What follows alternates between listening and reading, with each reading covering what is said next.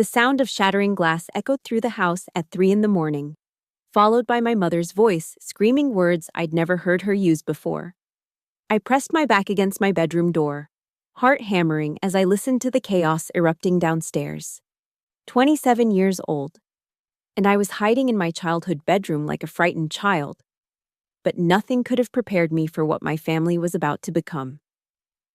My name is Natasha Brennan, and I thought I knew everything about the people who raised me. I was wrong about everything. It started 6 months ago when my grandmother died. Evelyn Brennan had been the glue holding our fractured family together, the one person everyone respected enough to behave around. She owned a sprawling Victorian house in Millbrook Heights, a successful chain of boutique hotels called Brennan Hospitality Group, and more secrets than any of us realized. The reading of her will should have been a formality, but it became the match that lit a fire that would consume everything I thought I knew about my family. I'd moved back home temporarily after losing my job at Morrison & Associates, a marketing firm downtown. It was supposed to be a brief stay while I got back on my feet, but now I was trapped in the middle of a war zone. My mother, Patricia, sat rigid in the lawyer's office that gray October morning, her perfectly manicured fingers gripping her purse like a weapon. Beside her, my father, James, shifted uncomfortably in his chair, his usually confident demeanor cracking around the edges. My uncle Robert, Dad's younger brother, lounged in his chair with characteristic arrogance, while his wife, Diane, whispered something in his ear that made him smirk. Their daughter, my cousin Amber, texted furiously on her phone, probably updating her social media followers about the boring family stuff she was missing her yoga class for. My Aunt Lisa, Mom's sister, sat alone in the corner, her eyes red-rimmed from crying. The lawyer, a thin man named Mr. Henderson, cleared his throat and began reading. What followed was a masterclass in manipulation from beyond the grave. Grandma Evelyn had divided her estate in a way that seemed designed to pit us against each other. The house went to my mother, but only if she could prove she was worthy of the family legacy.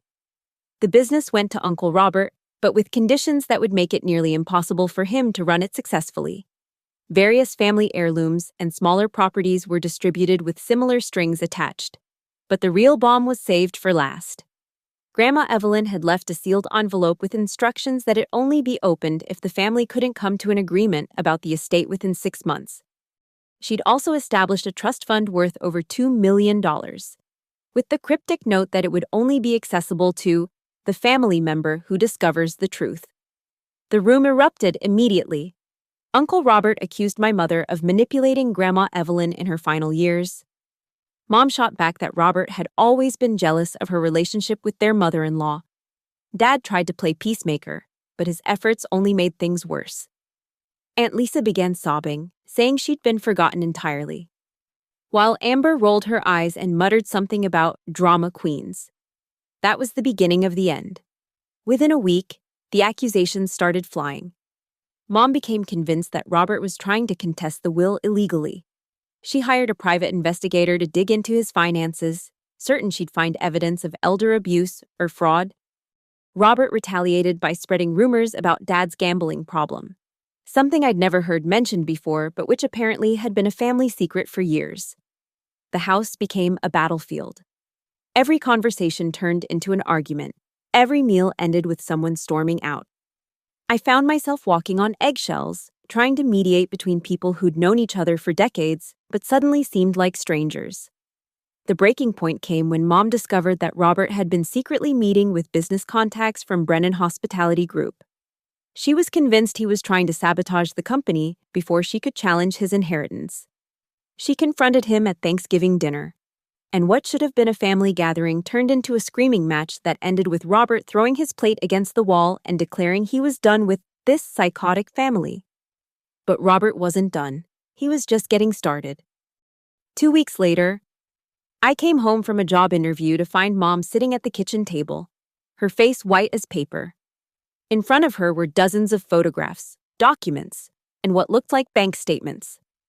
Her hands were shaking as she looked up at me. "Natasha," she whispered, "your grandmother wasn't who we thought she was." The private investigator Mom had hired to look into Robert had stumbled onto something much bigger. The documents spread across our kitchen table told a story none of us had ever suspected. Grandma Evelyn hadn't just been a successful businesswoman, she'd been involved in something that made my blood run cold. The photographs showed her with people I didn't recognize, at events that seemed to have taken place decades ago. But it was the financial records that really shook me. Brennan Hospitality Group had been used as a front for money laundering operations that stretched back to the 1980s. The boutique hotels had been the perfect cover for moving dirty money, and Grandma Evelyn had been right in the middle of it all. "There's more," Mom said, her voice barely audible. She handed me a folder I hadn't noticed before. Inside were adoption papers, medical records, and birth certificates that made no sense. According to these documents, my father wasn't Robert's biological brother. He'd been adopted into the family when he was 3 years old. But the adoption had been arranged through channels that appeared to be connected to the same criminal network. My head was spinning. Nothing made sense anymore. The family I'd known my entire life was built on lies. And apparently, some of those lies were dangerous enough that people might kill to keep them secret. That's when I noticed we weren't alone. Uncle Robert was standing in the doorway, his face dark with fury. But it wasn't the righteous anger of someone who'd been wrongly accused. It was the cold rage of someone who'd been caught. "You stupid, nosy bitch," he said to my mother, his voice low and threatening. "You have no idea what you've done." Mom stood up, clutching the photographs to her chest. "Robert, we need to talk about this. We need to figure out what Grandma Evelyn was involved in." He laughed, but there was no humor in it. "Figure it out? Patricia, you naive little girl. Do you think Evelyn died of natural causes? Do you think any of this is coincidental?" The room went silent except for the sound of my own heart beating. Robert's words hung in the air like a death sentence, and I realized with growing horror that he wasn't just admitting to knowledge of criminal activity, he was admitting to murder. "You killed her," I whispered, the words escaping before I could stop them. Robert's eyes snapped to mine, and I saw something there that made my blood freeze. Your precious grandmother was going to expose everything. She was getting sentimental in her old age, wanted to clean up her legacy before she died. She was going to turn over evidence to the FBI that would have destroyed dozens of families, including ours. "So you murdered her," Mom said, her voice stronger now, filled with disgust. "I protected this family," Robert snarled. "I protected the business, the money, the life we've all been living off of for decades. You think your comfortable suburban existence came from selling hotel rooms? You think James's gambling debts got paid off by his salary at the insurance company? You're all living off blood money. And you have been your entire lives." The front door slammed, and we heard Dad's voice calling out that he was home. Robert's expression shifted to something even more dangerous. "He doesn't know," he said quietly. "James never knew about the adoption, about where he really came from. Evelyn and I agreed to keep that from him. But if you push this, if you try to expose what Evelyn was involved in, I'll make sure he learns everything. And I'll make sure he learns it right before I make sure he can't tell anyone else." The threat was clear. Robert was willing to kill to protect his secrets, and he'd already killed once. Dad walked into the kitchen, his face lighting up when he saw us gathered around the table. "Family meeting," he asked cheerfully. "What's the occasion?" The next few seconds stretched like hours. I could see Mom struggling with what to say, see Robert watching her with predatory intensity, see my father's innocent confusion as he looked between us. The weight of decades of lies pressed down on the room like a physical force. That's when everything went wrong. Mom made her decision. "James, you need to see this. Robert killed your mother." The words hit Dad like a physical blow. He staggered backward, his face going white, and I saw the exact moment when his world shattered just like mine had. But Robert wasn't going to let this revelation stand. He moved faster than I expected, lunging toward the table where all the evidence was spread out. Mom screamed and tried to grab the documents, but Robert was stronger. In the struggle, the kitchen table overturned, sending papers flying everywhere. Dad stood frozen, trying to process what he'd just heard. That's when I saw the gun. Robert had pulled it from somewhere, and now he was pointing it at my mother. You should have minded your own business, Patricia. You all should have just taken your inheritance and been grateful. Robert, please, Dad said, his voice breaking. She's family. We're all family. Family? Robert laughed bitterly.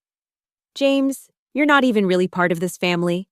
You're just a loose end that Evelyn felt guilty about. Your real parents were killed in a car accident that wasn't an accident. And Evelyn adopted you to try to make up for it. But you were never supposed to know that. The revelation hit Dad like a second blow. I watched my father's face crumple as he realized that not only had his adoptive mother been murdered, but his real parents had been killed too. And it was all connected to the same criminal network that had defined his entire life. Why? Dad whispered. Why would she do that to me? Because she was weak, Robert said, his voice full of contempt. She thought she could make up for her sins by saving one orphaned kid.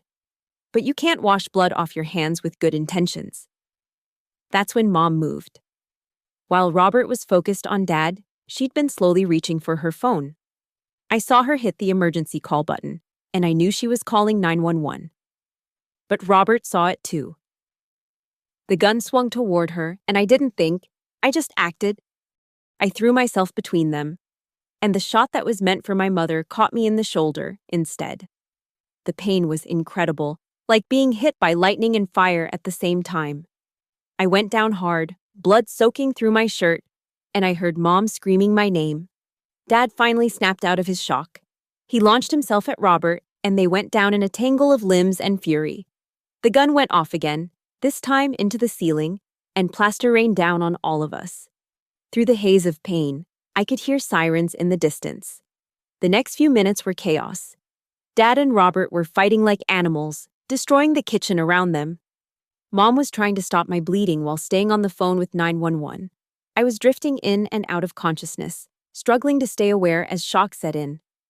The police arrived just as Robert managed to get the gun again. They burst through the front door like an action movie, shouting commands and pointing their own weapons. Robert looked around wildly, seeing police officers surrounding him. And I thought for a moment that he might try to shoot his way out. Instead, he turned the gun on himself. Robert, don't! Dad shouted, but it was too late. The gunshot echoed through the house, and my uncle collapsed. The kitchen fell silent except for the sound of my own labored breathing and Mom's quiet sobbing. The paramedics arrived moments later, working to stabilize both Robert and me. As they loaded me into the ambulance, I caught a glimpse of my father sitting on the front steps, his head in his hands, looking like a man who'd lost everything he'd ever believed in. The investigation that followed was like something out of a crime novel. The FBI got involved, and over the next several months, they unraveled decades of criminal activity. Brennan Hospitality Group had indeed been used for money laundering, but it was connected to a much larger network of organized crime that stretched across multiple states. Grandma Evelyn had been a key figure in the operation, but the evidence showed that she'd been trying to extract herself in her final years. She'd been cooperating with federal investigators, which is why Robert had killed her. The adoption papers were real. Dad's biological parents had been killed because they'd stumbled onto information about the criminal network. Robert survived his suicide attempt, but he was paralyzed from the waist down. He was sentenced to life in prison without parole for murder, attempted murder, and racketeering. The family business was seized by the government, and most of the estate was frozen while the investigation continued. But the biggest revelation came from that sealed envelope that Grandma Evelyn had left behind. When the FBI opened it, they found a full confession detailing her involvement in the criminal network, along with evidence that would help them prosecute dozens of other people. She'd also left a letter specifically for Dad, explaining his true parentage and expressing her regret for the choices she'd made. The family member who discovers the truth that she'd mentioned in her will turned out to be whoever was brave enough to pursue the investigation. Regardless of the consequences, the $2 million trust fund was meant to help that person start over after the family fell apart, which is exactly what happened. I spent 3 weeks in the hospital recovering from my gunshot wound. The bullet had missed all the vital organs, but it had done enough damage to require surgery and extensive physical therapy. During those weeks, I had a lot of time to think about everything that had happened. Dad visited me every day, and we talked through the revelations about his past. Learning that he'd been adopted was hard enough, but discovering that his real parents had been murdered as part of a criminal conspiracy was devastating. He'd spent his entire life believing he was part of a successful business family, when in reality, he'd been living off the proceeds of organized crime. Mom struggled with her own guilt. She'd hired the private investigator that uncovered the truth, and she blamed herself for putting us all in danger. But I knew she'd done the right thing. The alternative was living a lie forever, and eventually, the truth would have come out anyway.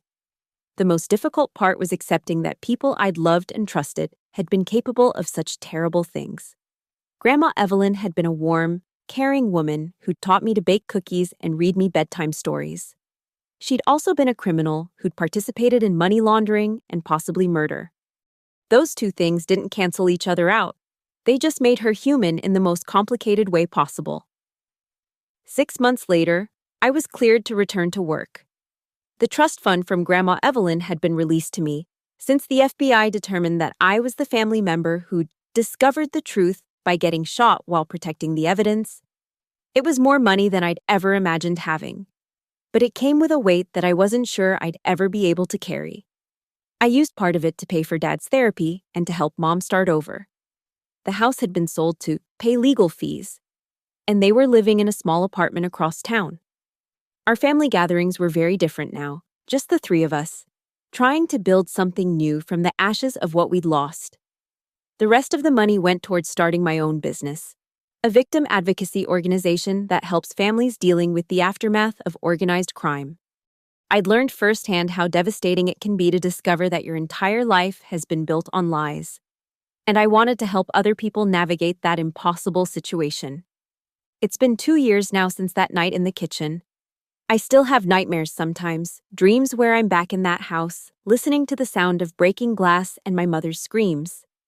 But I also have something I never had before: the truth. Dad has built a new life for himself. He's working as a counselor now, helping other adoptees connect with their biological families. He says that learning about his real parents, even under such tragic circumstances, has helped him understand himself better. He's still seeing a therapist to work through the trauma, but he's stronger than he was before. Mom has thrown herself into volunteer work with domestic violence survivors. She says that living through our family's violence has given her insight into what other families go through. She's also writing a book about her experience, hoping it might help other people recognize the warning signs of family secrets that could turn dangerous. As for me, I'm still figuring out who I am now that I know the truth about where I came from. The money from Grandma Evelyn's trust fund has given me the freedom to pursue work that matters to me. But it's also a constant reminder of the price that was paid for that freedom.